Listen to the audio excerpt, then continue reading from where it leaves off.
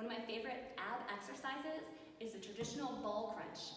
So for this movement, you can really use any large stability ball that you like. I like to find something that is about knee height, maybe just a little bit taller, because you're gonna start by sitting on the ball and you don't wanna go too deep in this. So knees are at a 90-degree angle. Roll forward so that the stability ball supports your lower back. So you're gonna keep it right here. So already, I'm starting to engage my core and my abs just as I've leaned back. So keeping nice and tight, arms come out to the side. Now your hands are supporting your head, but they're not grabbing and holding.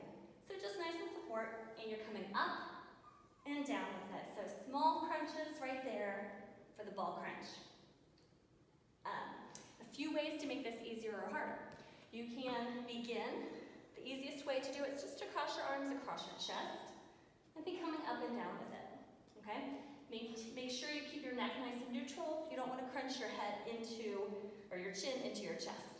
So head's neutral. Arms behind your head is going to be a little more difficult because obviously you're putting weight further out. And then more advanced is to take arms behind your head straight and lift up and down.